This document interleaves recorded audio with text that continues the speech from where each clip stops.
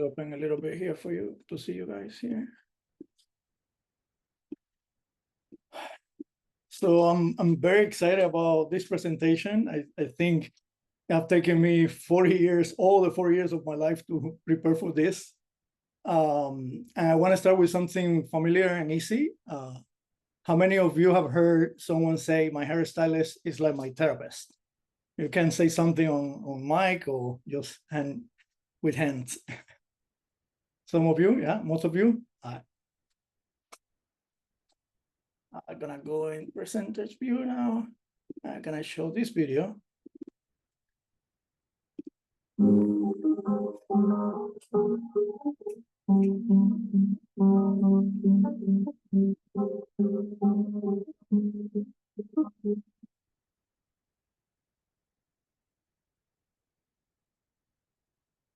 We might laugh when we hear and when we see that, because we know it's true. People open up in a salon chair in ways they might never do anywhere else. It is a space of trust, vulnerability, and connection. I am Lian Cenzano. Welcome to my Capstone presentation. The title is Reimagining Hair Salons as Community Partners in Counseling, Integrating Trauma-Informed Communication Training to Expand Mental Health Access Within Salon Settings. Here's the thing, and I'm here to tell you that hairstylists aren't therapists. They don't have clinical training, ethical supervision, or the frameworks we use as counselors. Still, what they do is the emotional labor, the listening, the holding of stories is real powerful and profound. And today I'm speaking from both of those worlds, from the hairstylists who have spent nearly 2 decades behind that chair, hearing people's stories, and now from the counselor in training who understands the science, ethics, and structure behind healing. My perspective bridges these two identities, one rooted in human connection and the other grounded in professional care. I think together they form the foundation for this project. So I invite you to imagine if we took that natural human connection and gave it a structure.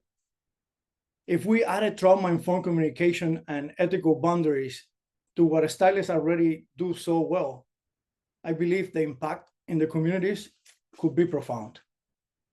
And that's what my project is about, not turning hairstylists into therapists, but recognizing the healing potential that already exists and finding ways for counselors to partner with them to expand access to care.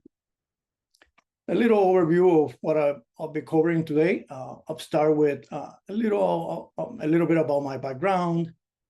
Then we will look at why hair salons belong in the conversation about mental health, exploring the trust and connection that naturally exists in these spaces.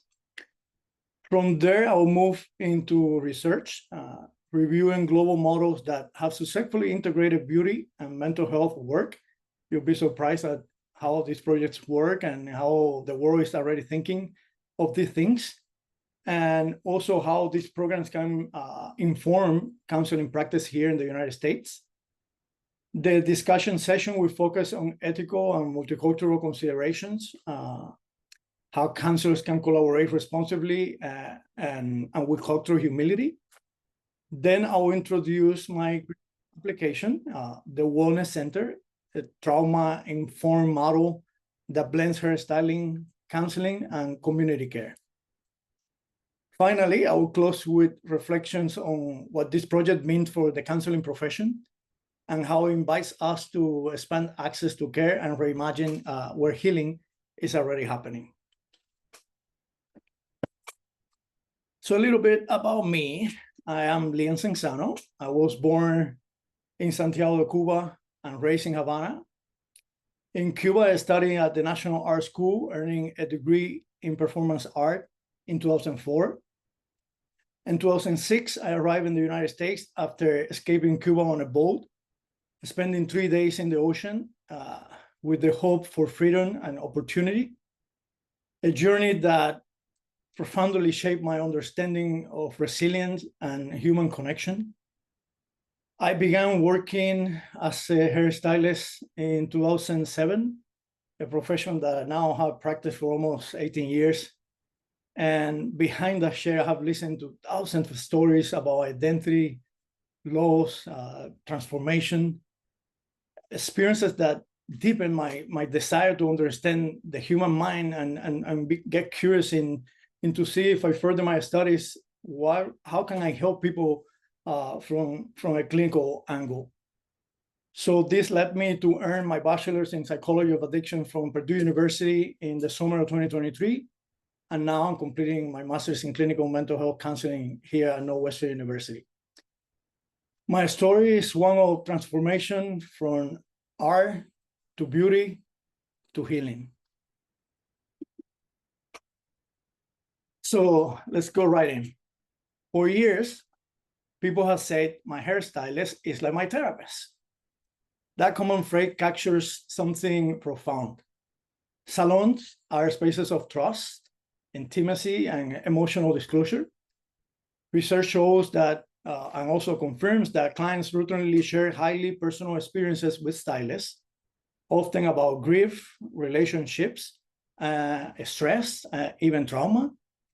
Hauschau's 1983 work on emotional labor explains the hidden burden stylists carry while performing care work without the structure or support us as counselors receive. So my goal is to integrate counseling theory into these environments, to create trauma-informed training that empowers stylists to respond ethically and compassionately, while also extending access to mental health support in everyday community spaces. The purpose of this project is not only to recognize hairstylists as natural helpers, but also to show how counselors can ethically partner with them to extend access to care.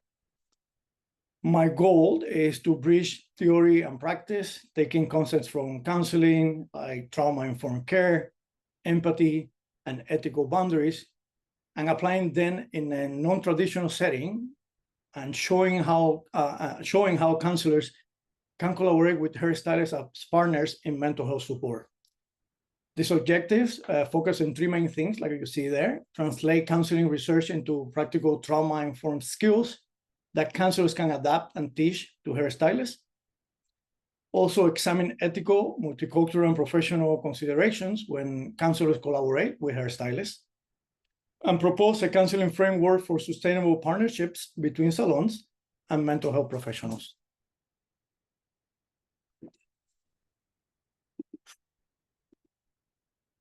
So let's go around the world and see what is being done. Around the world, hairstylists are already serving as emotional anchors for their communities, often without any formal recognition or support. And research have found that clients often confide deep personal experiences during salon visits, discussing grief, relationship, trauma, stress, like I mentioned before, and making these spaces real informal therapeutic environments where stylists are not trained mental health professionals. They really hold space for people who may never show up in a therapy room. However, this emotional openness comes at a cost. Research highlights that intense emotional labor, or the intense emotional labor that stylists experience, managing clients' feelings, offering comfort, and absorbing distress, while still performing their jobs, which is cutting hair or doing color. Without training or supervision, this can lead to burnout, compassion fatigue, and role confusion, similar to what us counselors face when boundaries or self-care is neglected. So internationally, several programs have begun addressing this overlap between beauty and mental health. And I was very surprised in my research to find all these many programs. So I'm going to focus on three of them. The Lion Barbers Collective in the UK, which trains barbers to have safe, supportive conversations around suicide prevention. The Hair3RS program in Australia teaches stylists in how to recognize, respond, and refer clients experiencing domestic violence. And in the Netherlands, stylists have shown a strong interest in learning how to address domestic abuse disclosures, but in a more responsible way, emphasizing their desire for clear guidance and structured training. So these global models demonstrate that when hairstylists receive trauma-informed education, both the professional and the community benefit. They also show us what's missing here in the United States. I think we're missing a counseling framework that integrates these approaches ethically and culturally. And that's the foundation of my project, bridging the gap between what's already working globally and what could transform access to mental health support here in the United States.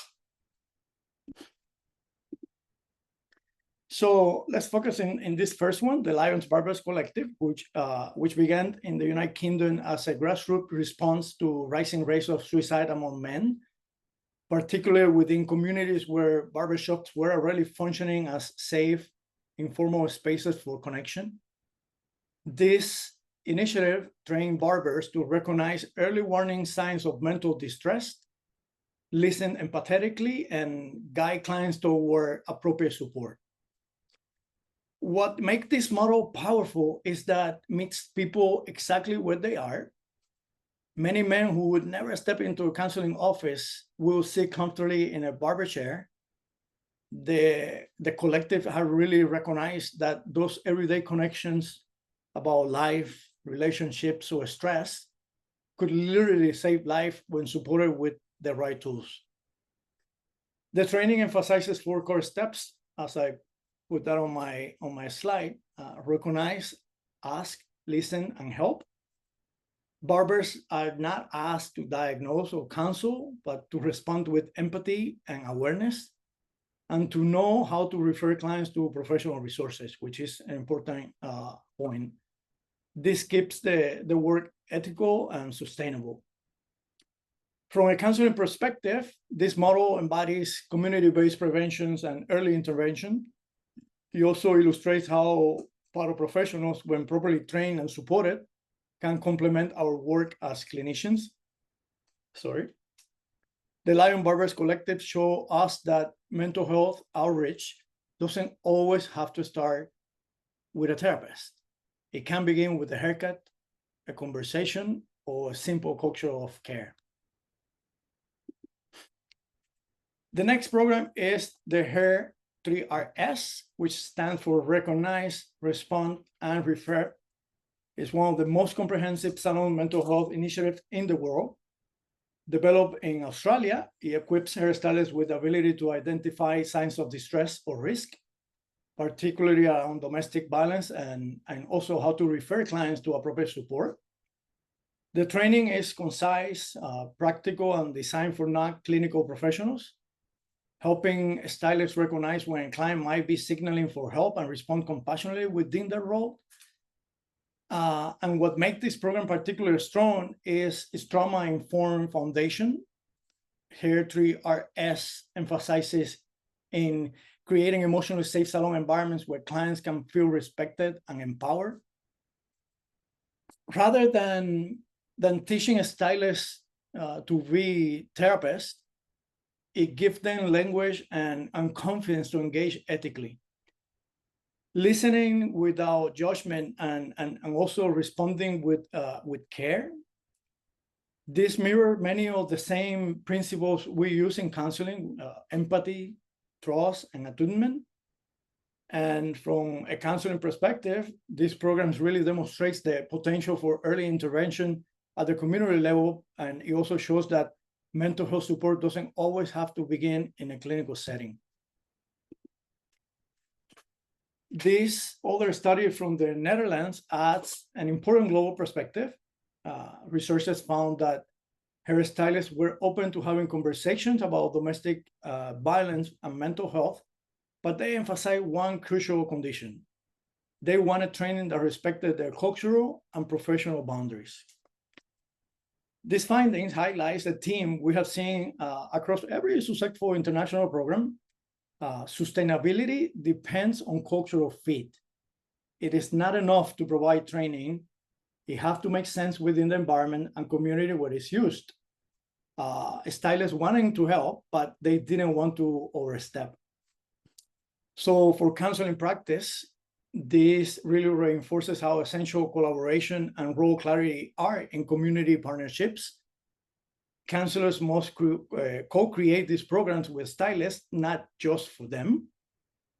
By designing education and referral pathways that honor the stylist's role and protect ethical boundaries, I feel and I believe we can create global models of care that are both effective and culturally grounded.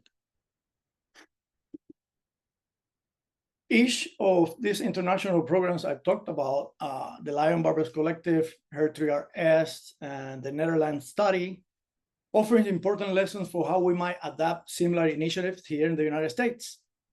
So the first takeaway is cultural sensitivity. Successful community-based mental health models respect the culture and traditions of the populations they serve. For example, the Lion Barbers Collective succeeded in the UK because it fits within barbershop culture, which is already a place where men connect and talk freely. If we try to replicate that in another setting without adapting to local culture, like in US Black or Latinx salons, we can miss the mark. Programs must reflect the language, values, and lived experiences of the community to be effective. And the second lesson is community engagement. This initiative work because they don't impose mental health education from the outside, they grow from within. Stylists, barbers, and clients all become stakeholders in the process. And that community ownership enhances sustainability and trust, something we as counselors know is foundational for healing relationships. And the third key lesson is interdisciplinary collaboration. Mental health doesn't exist in isolation. It thrives when counselors, community leaders, educators, and other medical professionals, even beauty professionals work together. When we bring these fields together, we create networks of care that can reach people long before a crisis happens. All of these are the lessons that guide the next part of my project, adapting these global insights into the US counseling framework that is ethical, culturally grounded, and sustainable.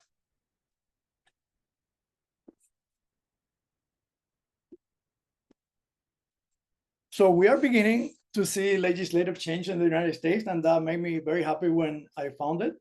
According to NOVIC 2022, states like Illinois, Arkansas, Tennessee, and Washington have enacted laws requiring hairstylists to receive domestic violence awareness training for license renewal. And these policies reflect a growing recognition that salon professionals play a critical role in community well-being. However, these programs often stop short of providing trauma-informed or counseling-based frameworks.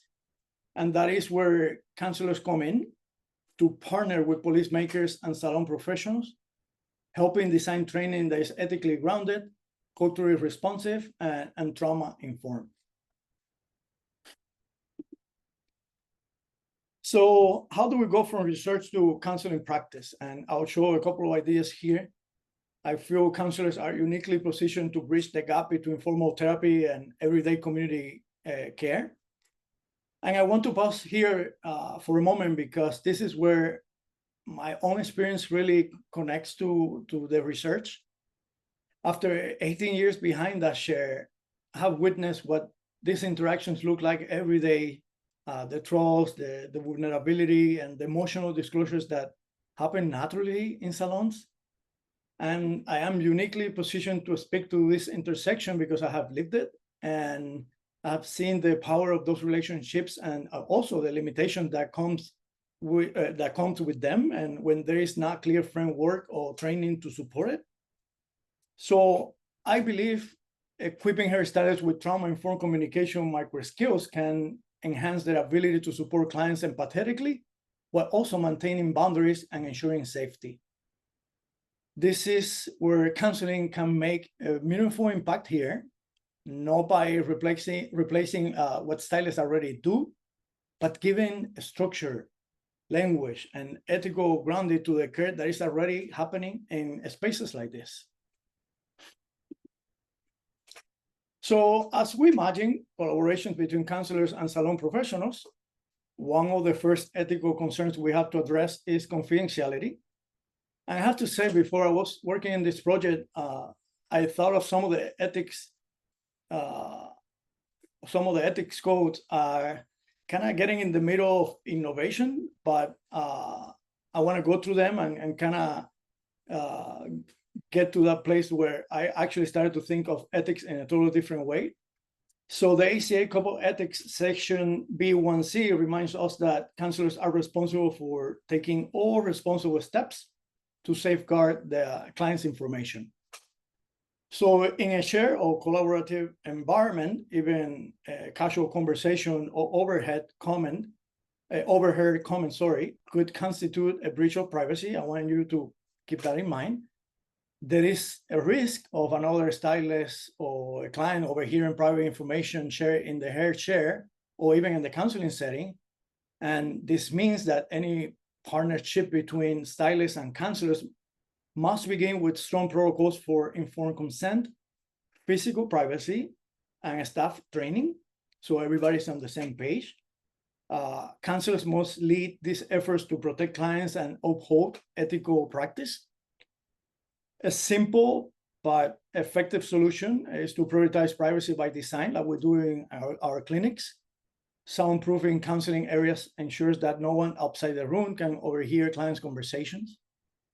Clear privacy signs also helps reinforce boundaries and remind both staff and clients that confidentiality is a core value of this partnership.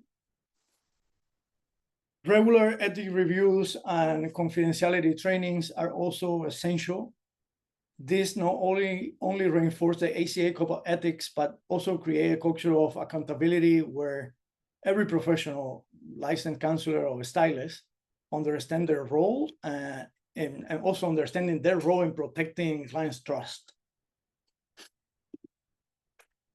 One other possible, and I think one of the most important ethical issues in collaborations between counselors and hairstylists is avoiding misrepresentation. The ACA Code of Ethics Section C3A states that counselors must not misrepresent their qualifications or the nature of their services. In salon partnerships, this means making it clear that stylists are not providing therapy. They're offering emotional support through active listening and compassion. The risk of role confusion increases when clients assume that stylist trauma-informed approach is equivalent to counseling. So counselors can address this by developing clear informed consent forms and by emphasizing a scope of practice in all stylist training. These agreements should outline when and how to refer a client for counseling services, and this would help protect both the client and the professional relationship, ensuring that everybody understands where supportive listening ends and therapeutic intervention begins. Hair has always been more than appearance. It is tied to identity, culture, and community. For many Black and Latinx individuals, salons are sacred spaces where people can express themselves freely and find belonging. And research shows in 2024, it describes how Black salons in the United States have historically served as safe havens for women to share experiences of racism and resilience. And as counselors, it is vital that we approach these spaces with cultural humility rather than cultural authority. The ACA Code of Ethics Section A4B reminds us to avoid imposing our own values and instead co-create understanding with our clients and collaborators. When designing trauma-informed training for stylists, cultural responsiveness should be central, from the language used to the examples provided. It is not just about teaching skills. It is about honoring the lived experiences and traditions of the communities we serve. Another, a more obvious one, and this one was one of the ones that I thought was going to be a roadblock for me as I now evolve. But actually, the more I got into this presentation and into this project, and I learned more about ethics and all of this, I want to now practice therapy and hairstyling separately. And initially, I wanted to do it together. But dual roles are one of the most complex and common ethical challenges in this type of community partnerships. The ACA Code of Ethics section A6A reminds us that counselors must avoid multiple relationships that could impair judgment or increase the risk of harm. This, of course, can happen easily when professional boundaries overlap. For instance, when one of my salon clients tells me if I can be their counselor because they already trust me. So to navigate this ethically, counselors must clarify roles from the very beginning, also establish clear informed consent, and in my case, that I'm both, the hairstylist and the counselor refer that client to another counselor, like we would do in our clinics if we knew the person that is coming to us. So regular supervision and consultation is also other tools that can help us maintain professional objectivity in these cases. The goal here isn't to limit connection, of course. It is to ensure that the trust built in one role doesn't unintentionally cause harm in another. So through this project, I realized that ethics really aren't limits or roadblocks. They are the framework that allows us to innovate actually responsibly. The ACA code says that and reminds us that our first duty as counselors is to protect clients from harm and maintain professional integrity.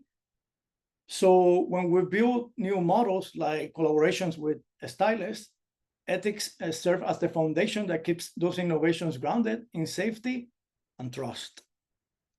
So boundaries, informed consent, and supervision are what make creativity sustainable. They ensure that as we extend counseling into non-traditional spaces, we continue to protect clients' autonomy and confidentiality. So ultimately, ethical clarity doesn't restrict our imagination. I believe now it really strengthens it, and it allows counselors to lead new partnerships, advocate for inclusion, and create systems of care that reach beyond the therapy room. As we've seen, ethics form the foundation for innovation in counseling. They give us the structure we need to move safely into new territory. And what I want to share next is how this foundation becomes a real world application. I'm very excited about this next part, a model that merges beauty and mental health in a way that's ethical, culturally grounded, and trauma informed. So welcome to the Wellness Center. This space represents more than a physical location. It is a trauma-informed, neuroscience-informed environment designed to merge hairstyling and counseling into one cohesive model of care. Every design element, every service, and every interaction within this space is built around an understanding of how the brain and body responds to safety, connection, and regulation. The foundation of the center rests on 4 trauma-informed principles outlined by SANSA 2014: safety, trust, collaboration, and empowerment. The hairstyling suite is the heart of the Wellness Center, the place where most emotional connection begins. It is where stylists train in trauma-informed communication, practice grounding language, co-regulation, and active listening in a way that respects boundaries and centers clients' safety. This is where the initial trust is built. The counseling rooms extend that care through formal therapy, while the community studio offers group support and creative expression. Finally, we will have a reflection lounge, which it's going to provide a quiet space for clients to reset. I want people to recognize that nervous system regulation is part of healing and wellness. And I feel like together, these components really bridge the science of trauma with the art of human connection. They represent a model where counseling practice spans, not by losing its ethics or structure, but by meeting people where healing already happens. The referral process is the bridge between hairstyling and counseling. It is where connection becomes care. In the hairstyling suite, a stylist might notice signs of distress, or a client might disclose something emotional. Their role is not to intervene clinically, but to respond with empathy, grounding language, and validation. If a client expresses interest in additional support, the stylist will offer what we call a warm handoff, introducing or referring the client to an on-site counselor. The key here is to inform consent. The stylist explained that counseling is available, but completely optional. Once the referral is made, clients can access individual or group therapy sessions or community workshops. I think this process aligns with the ACA Code of Ethics by upholding confidentiality, client's autonomy, and non-maleficence. It shows how stylists and counselors can work together ethically, turning everyday conversations into accessible pathways for healing. The wellness centers integrate 4 main areas of service: counseling, community, styling, and education. Each one reflects the same trauma-informed and client-centered foundation, but it will serve a different purpose in the overall ecosystem of care. The counseling services are the clinical core at the center. Here, clients can access individual, couples, and group therapy, all designed around trauma-informed principles. Sessions integrate evidence-based modalities like trauma-informed psychodynamic, CBT, DBT, and mindfulness. But the focus, and I want to make this clear, is on empowerment and choice, giving clients ownership of the healing process. The community programs bridge professional therapy and everyday life. Through workshops and psychoeducation groups, clients learn practical coping skills, emotional regulation, and self-awareness in an approachable way. Some of these groups focus on postpartum mental health, anxiety, addictions recovery, and identity development, creating safe peer environments that promote belonging and reduce stigma. Some of these groups focus on postpartum, the styling services represents the center's most unique feature. This is where beauty becomes a therapeutic bridge. The hairstyling process is reframed as a moment of grounding, self-expression, and regulation. Stylists who are trained in trauma-informed communication create experiences where touch, tone, and presence are handled with sensitivity. For some clients, sitting in that chair is the first step towards opening up emotionally. It is a safe, no clinical entry point to care, and I want you to keep that in mind. Finally, the education and stylist training component will ensure sustainability. Stylists receive continued learning in communication, boundaries, and ethical decision-making. They will also participate in supervision like peer groups where they process emotional experiences and receive guidance from counselors. I believe this two-way exchange, counselors supporting stylists and stylists supporting clients, makes the center a living, collaborative model for community wellness. Each of these services, counseling, community, styling, and education, reflects the same trauma-informed foundation. What makes this model innovative is not just that it integrates mental health and hairstyling, but that it does so ethically, intentionally and collaboratively. The Wellness Center represents more than just a new space. It redefines what it means to be a counselor. In this model, counselors step beyond the therapy office and into the community, embracing roles as advocates, educators, and collaborators. This approach aligns with the ACA Code of Ethics 2014, which emphasizes the counselor's responsibilities to promote social justice, accessibility, and wellness. Through partnerships like this, counselors can reach individuals who might never seek therapy in a traditional setting.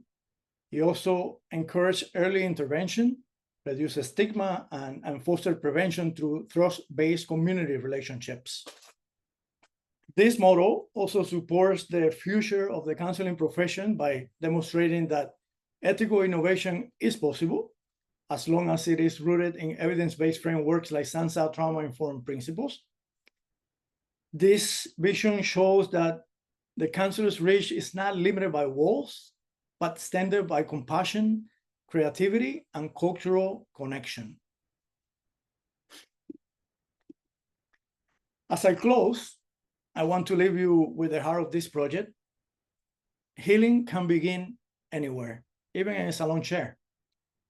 Salon and hair salons are spaces of trust and familiarity where people already feel safe being themselves.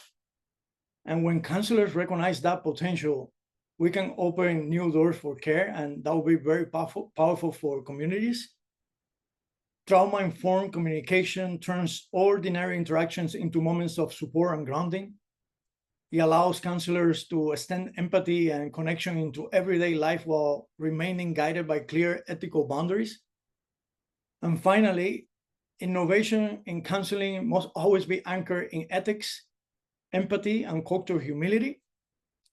This project, Reimagining Hair Salons as Community Partners in Counseling, is about building bridges between professions, cultures, and hearts. It is a reminder that counseling isn't limited by where it happens, but defined by how we show up for others. I have witnessed this firsthand during my 18 years behind the chair. Thousands of people have sat in that salon seat, have shared stories of loss, anxiety, trauma, resilience, often without realizing that what they were really asking for was help. Most didn't know where to start, or even that therapy could be an option for them. And in those moments, I often wish that I had the right tools and resources to guide them towards healing. And all these experiences are what really inspired this project. The idea that if we bridge these worlds ethically and intentionally, we can create real access to care where it didn't exist before. So before we finish, I would love to hear your ideas and reflections. I know this project was built on the idea that healing happens through collaboration, and I know there are many creative minds in this room. So you have the questions there. What other ways do you think counselors could ethically partner with non-clinical professionals, like hairstylists, teachers, or yoga instructors? Or if you were to design something like the Wellness Center in your own community, what would you do differently, or what elements will you add? And finally, what trauma-informed practices do you think could make these partnerships even stronger? I believe innovation grows when we learn from one another. And I want to leave you with an invitation for every mental health counselor in this room, to really step beyond the therapy office and into the spaces where people already gather, connect, and share their stories. Visit the barbershops and hair salons in your communities. Listen to what's happening there, and you will see that healing is already taking place. It just doesn't always have to look like therapy. And that's my reference, and that's all I have.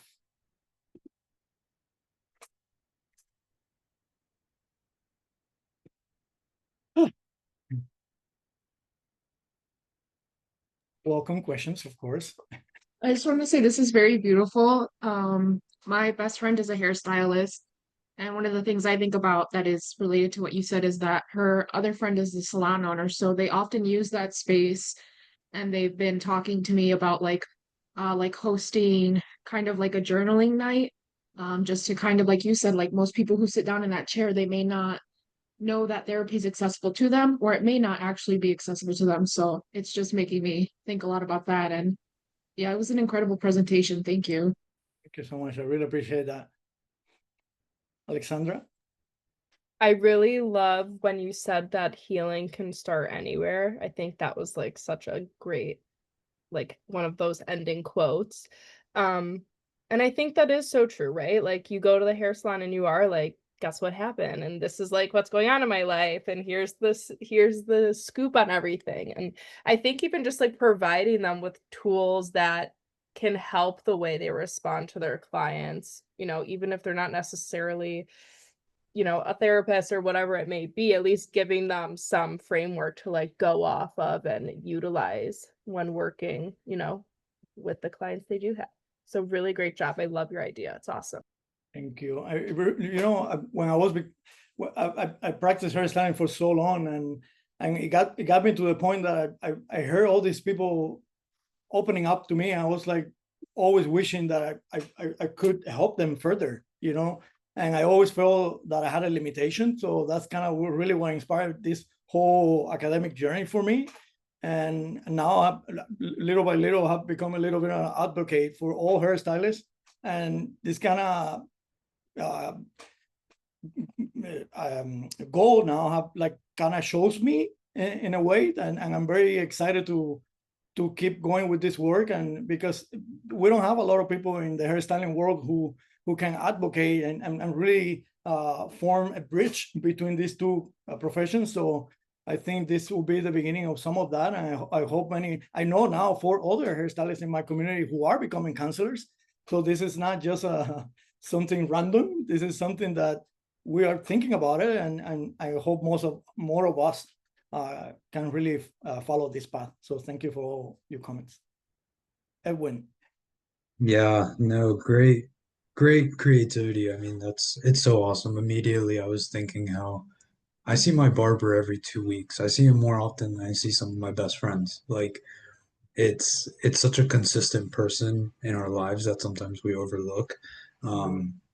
And like even prior to that, I had the same lady cutting my hair for like the first 18 years of my life, and her mom and or my mom and her are like best friends.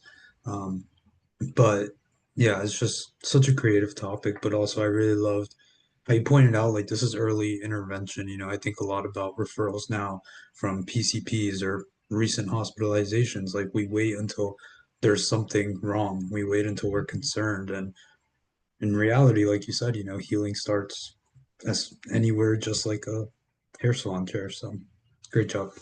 Thank you. And collaboration is so important, I believe, in this world and in this field of therapy. Like I say, therapy doesn't happen in isolation. I think the more of us that are involved in our cases through supervision and stuff like that, it's really powerful what we can offer to clients in different perspective, and also having a more understanding of cultural humility, that we all talked and discussed today in our presentations. And another point is, who is thinking and taking care of the hairstylist mental health? Nobody is, and that's one of the main things that prompt this whole thing. And I want to become that help too for hairstylists, and I'm gonna start with training them in how to soft the blow a little bit of emotional burnout, because we are trained to hairstylists are trained to cut hair and do color, but we are never trained actually to listen empathetically, or we don't even know what that is until that starts happening naturally in the chair, and we develop those skills. But I'm sure if they're trained further, magic can really happen. Yeah, great job, Lian. And something I was thinking of is, strange parallel maybe, but it almost seems like how it's relatively newer that there was this idea of we need to train teachers on, being able to recognize different things around behavior and emotional social learning and things that we as counselors are like, well, yeah, of course they see teachers more than they see their family during the school year often, right? And to Edwin's point, yeah, a hairstylist, a barber, it is something that almost every adult and child as well, but adult has a relationship with. And so it is a really good place for advocacy, and again, just to be a resource. And I like your point about supporting the mental health of the stylist as well, because yeah, if you don't know about compassion fatigue and you don't know about vicarious trauma, you're not going to really know what this is that you're starting to feel. You're just going to know that you're not feeling too great. And so, yeah, I think it's a really good point to be able to support and at the very least prepare. And I also would wonder too, from a stylist, like the business is being there for people, and a lot of people who, there might be some that just want that that time of silence, but those who are most validating, most listening, most empathic, the list goes on, they're probably the ones who also have the most return and the most customer loyalty. So there's like multiple layers there too, that it only serves on multiple layers. So really great presentation, and look forward to seeing when you have your grand opening of the wellness center. Yes, I'm very excited about that. 2 more years on the making. Well, oh, go ahead, Amanda. That's Sorry. very, very cool. I just saw the title and I don't know the rules about guests, just like comment, but it reminded me of Dr. Nadine Harris, who wrote the deep as well. When she was opening community mental health, she was struggling to get people to come in and see some basics, and she utilized references from salons. And I thought that was a really, like, she trained and partnered, and it was like, if you see anything else, like, they already had built trusted relationships in their field, and they're already a source of healing, as you said. So I think great job. That was a very awesome topic. Thank you. Thank you, everybody. And everybody did so well, and so happy for all of us crossing this big milestone. So thank you.